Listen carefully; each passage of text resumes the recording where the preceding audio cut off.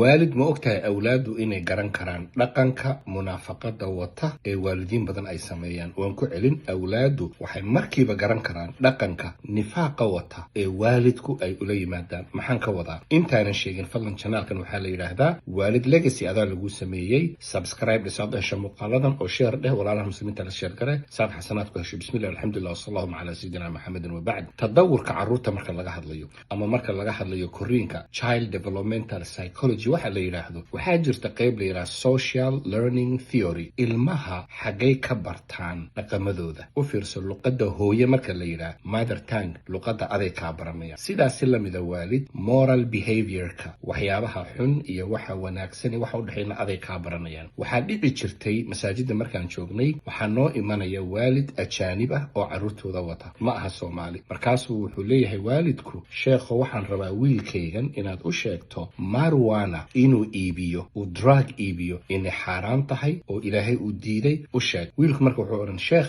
aabe wuxuu iibiyaa liquor ama khamri, wuxuu ku iibiyaa dukaanka, u sheeg inay xaaraan tahay. odaygu xanaaqi marka wuxuu odhan, no that's legal, taas waa la ogol yahay, waxaan gadaya waa la ogol yahay. ilmahan wuu dagaalamay, wuxuu dhihi but it is xaraam, waa xaaraam. maxaan ka wadaa? ilmahan waxaan isku qabanaynin wuxuu waalidku u sheegayo ka reebayo iyo waalidku wuxuu gacanta kula jiro. waa waxaan marka ka wado markaan leenahay dhaqanka munaafaqada wata ee waalidiinta qaar ay samaynayaan, awlaadda way garanayaan. waxaa kaloo waalidoo la mid ah, ilmaha wuxuu odhanaya waxaan aadayaa house party, hooye waxaan u socdaa house party caawa, saaxiibaday baa imanaya, DJ baa imanaya, waa party inaan aadaa raba hal fasax, waa loo diidi. odayga islaanta isugu tegi, furaha gaarigaa loo diiday, ilmahaasi wuu caroon. laakiin sitimaan kadib hooyadii waxay aadaysaa welcome party. qof dumara loo samaynayaa, yurub ka timid, meel kale ka timid, ama qof fanaana loo samaynaya. wuxuu arkayaa hooyo labisanaysa, timaha hagaajisanaysa, dhahaysa caawa welcome party heblaayo loo samaynayaan aadayaa, oo diyaar garoobaysa oo kusoo daahaysa meesha. cajaladii laga soo duubay gurigaa la keeni marka, hooyadii oo ciyaaraysa oo dance garaynaysa, oo laga yaaba DJ-gii inay hag siinayso. ilmahan cajaladaasuu arkay. waa waxaan ula jeedo dhaqanka munaafaqada wata ee waalidiinta qaarkood ee awlaadda ula imanayaan. awlaadda ixtiraamkay kuu hayeen ayaa lumaya. sidaa darteed waalid,